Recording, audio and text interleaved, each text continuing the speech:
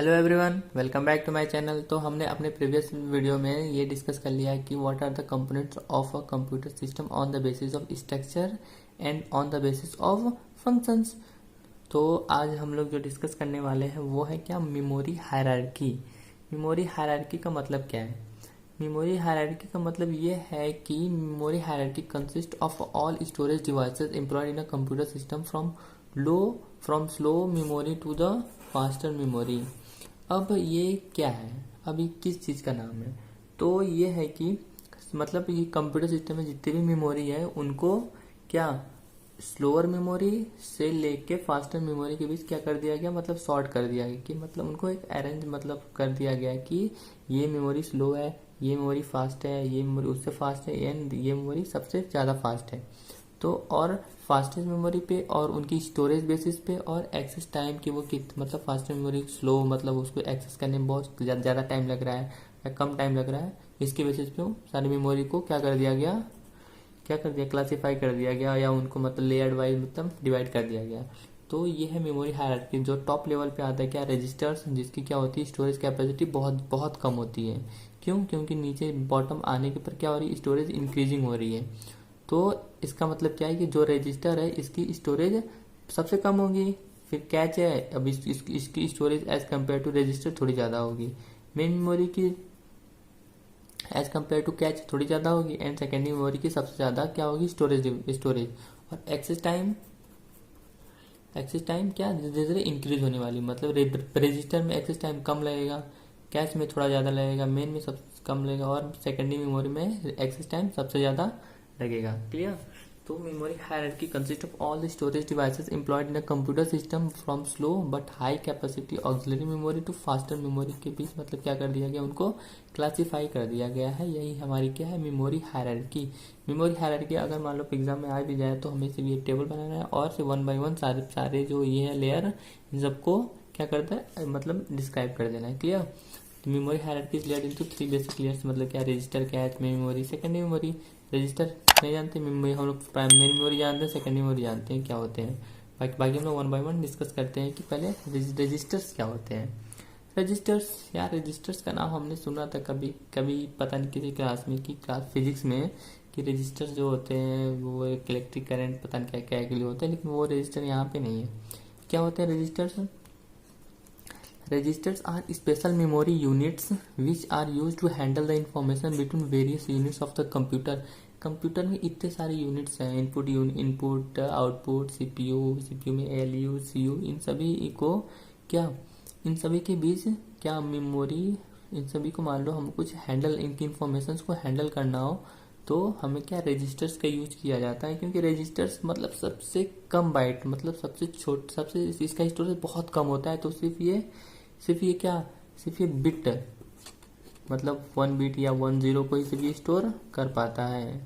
तो हमें इसीलिए इसका रजिस्टर का यूज हर जगह होता है, क्योंकि इसके बीच handle the information between the various units of the computer system. Computer system में जितने भी यूनिट्स हैं, जैसे इनपुट हो गया, इनपुट डिवाइसेस हो गया, आउटपुट डिवाइसेस हो गया, अब इन सब तो हैं। अब इनमें क्या है, इन्फॉर्मेशन को हैंडल करना है। हैंडल करना मतलब समझ रहे हो कि मतलब इन्फॉर्मेशन को कैसे भेजना, कैसे परफॉर्म करना, प्रोसेस करना, दुनिया भर की जो सारे तामझाम की चीज़ें हैं अब उनको कैसे किया जाएगा, तो उनको रजिस्टर्स के हेल्प के थ्रू किया जाता है। क्योंकि रजिस्टर्स वो क्या है, बोला सबसे स्मॉलेस्ट यूनिट्स, सबसे स्मॉलेस्ट मेमोरी है जो सिर्फ 1 बिट के साइज की स्टोरेज को क्या स्टोर करता है। क्लियर? अब register speed up the rate of the information transfer, और रजिस्टर जो है वो क्या स्पीड अप कर देगा कि हम लोग क्या इन्फॉर्मेशन को ट्रांसफर कर रहे हैं तो वो बहुत तेजी के साथ ट्रांसफर करता है। क्लियर? और रजिस्टर्स क्या करता है, रजिस्टर जो है वो टेम्परेरी बेसिस पे डेटा को स्टोर करता है। जैसे ही उस जो भी डेटा वो स्टोर किया है उसका काम खत्म, तो वो डेटा को तुरंत वहां से क्या कर देगा, रिमूव कर देगा। क्लियर? फिर वो रजिस्टर खाली हो जाएगा, फिर वो रजिस्टर फर्दर प्रोसेस में वो रजिस्टर यूज हो जाएगा। क्लियर? रजिस्टर्स ये था। अब रजिस्टर्स के बाद आती है बात कैच मेमोरी क्या है। कैच मेमोरी मतलब कि कैच मेमोरी है रजिस्टर्स के बाद, तो जाहिर सी बात है storage as compare to register थोड़ी ज़्यादा होगी, एक्सेस टाइम भी थोड़ा ज़्यादा लगेगा। क्लियर? अब बात आती है कैच मेमोरी। ये कैच मेमोरी क्या है?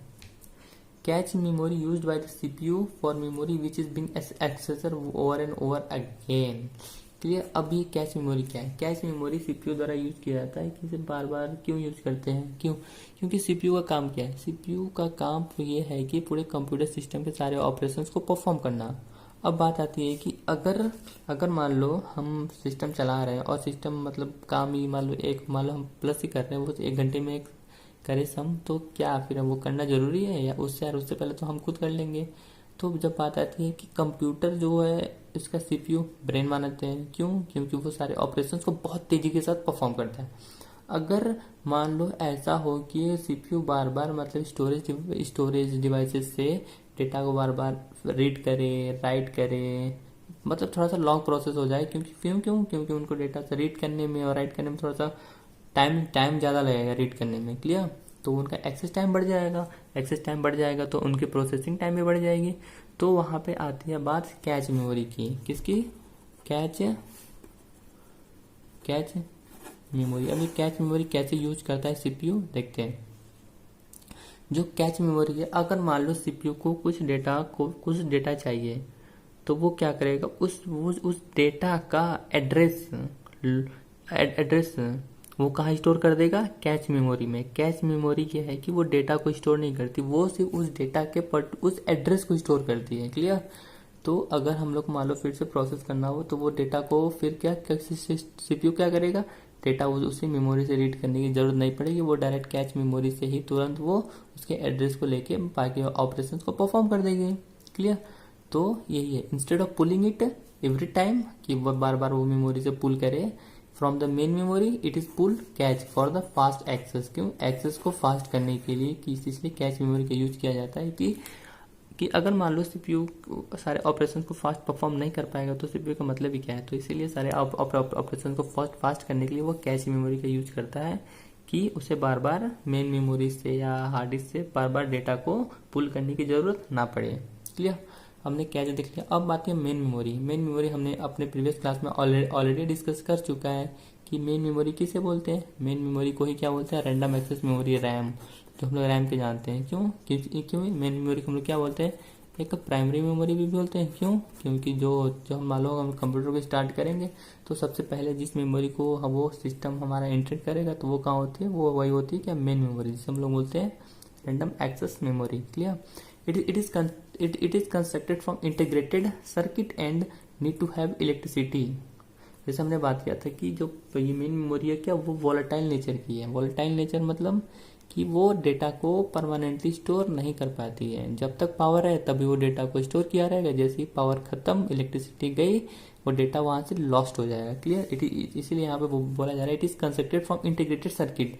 आईसी बहुत सारे आईसी से मिलकर बनाया जाता है and needs to have electricity power, मतलब इलेक्ट्रिसिटी पावर की जरूरत है। जैसे ही पावर गए सारा डेटा लॉस्ट हो जाएगा। Clear. When power is lost, the information is lost and can be directly accessed by the CPU। CPU द्वारा ये डायरेक्ट एक्सेस किया जाता है। क्लियर।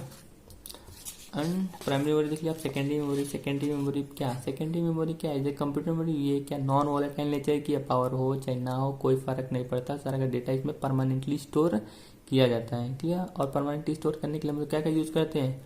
हार्ड डिस्क यूज करते हैं, memory card, magnetic tape, magnetic disk, floppy disk, pen drive, flash drive भी होता है। फ्लैश ड्राइव, ऐसे बहुत सारी चीजें जो परमानेंटली स्टोर करने के लिए यूज की जाती है, उन्हीं को बोलते हैं हम लोग क्या? सेकेंडरी या auxiliary memory. Clear. It allow a user to store data that may be instantly and easily retrieved. बहुत इजिली रिट्रीव कर सकें, तुरंत कर सकें, ट्रांसपोर्ट कर सकें and use by the applications. Transport कर सके। अगर मान लो डेटा को हम लोग एक जगह से दूसरी जगह ट्रांसपोर्ट ही ना कर पाए तो हम लोग डेटा को कैसे एक जगह दूसरी जगह ले जा पाएंगे? तो वहां पे बात आती है सेकेंडरी मेमोरी, क्योंकि उसे पावर की कोई जरूरत नहीं है, क्योंकि वो नॉन वॉलेटाइल नेचर की है, तो डेटा लॉस्ट होने का कोई भी चांस नहीं होता। क्लियर। अब तो हमने देख लिया। अब ऐसी क्या जरूरत पड़ चुकी कि हमें मेमोरी को ऐसी हायरार्की में या क्लासीफाई या लेयर वाइज हमें क्लासीफाई करना पड़ा। बताओ। इसीलिए करना पड़ा कि जैसे मान लो मुझे करना है 10 GB की कुछ फाइल्स को स्टोर करनी है। अगर 10 GB की फाइल्स को स्टोर करनी है और मैं ले लूँ रजिस्टर, तो क्या मैं इसे स्टोर कर पाऊंगा? नहीं कर पाऊंगा। अगर मान लो मुझे सिर्फ स्टोर करना है, सिर्फ 1 MB की एक इमेज को स्टोर करना है, और मैं इसको स्टोर करने के लिए ले आऊँ क्या, हार्ड डिस्क, 1 TB की हार्ड डिस्क, क्या ये भी सही है? नहीं। तो इसी चीज़ को ऑप्टिमाइज करने के लिए कि हम लोग डिफरेंट टाइप ऑफ मेमोरी को कैसे ऑप्टिमाइज कर सके, कि हम लोग की कितने साइज के लिए हमें कौन सी मेमोरी की ज़रूरत पड़ी है और हमें कौन सी मेमोरी यूज करनी चाहिए। तो इन्हीं सब चीज़ों को ऑप्टिमाइज करने के लिए, optimise the use of different types of memory, हमें इस मेमोरी हायरार्की में या मेमोरी को लेवल वाइज कैटेगराइज करना पड़ा। और हमें कौन सी मेमोरी लेनी चाहिए जिसकी ग्रेटर इफिशिएंसी हो, और इकोनॉमी तो ज़्यादा मैटर करता है। क्यों? क्योंकि मान लो हमें सिर्फ ज़्यादा नहीं, सिर्फ 1-2 GB डेटा स्टोर करना, और हम ले आए क्या, हार्ड डिस्क, 4000 की हार्ड डिस्क। तो मतलब ही क्या है यार, एक हमें पैसा भी लग गया और मतलब सारा मतलब वेस्ट ही जाएगा, कोई मतलब है नहीं। और इफिशिएंसी भी मैटर करता है। क्लियर? तो इन सभी चीज़ों को क्या ऑप्टिमाइज करने के लिए हमें इन मेमोरी को क्या लेवल वाइज कैरेक्टराइज करना पड़ा। क्लियर? ये था कि हमें मेमोरी हायरार्की क्यों हमें लेवल वाइज करनी पड़ी। और गाइज अगर आपको वीडियो पसंद आए तो वीडियो को लाइक करना, शेयर करना और चैनल को सब्सक्राइब करना ना भूलें। बस मेमोरी हायरार्की में ये चीज़ें ध्यान देना कि मेमोरी में कितने लेवल्स होते हैं। फर्स्ट रजिस्टर से सबसे छोटी unit, then cache memory, then main memory, and fourth one is secondary memory. Clear? तो गाइज बस आज के लिए इतना ही, मिलते हैं अपने नेक्स्ट वीडियो में एक नए टॉपिक के साथ। तब तक के लिए थैंक यू।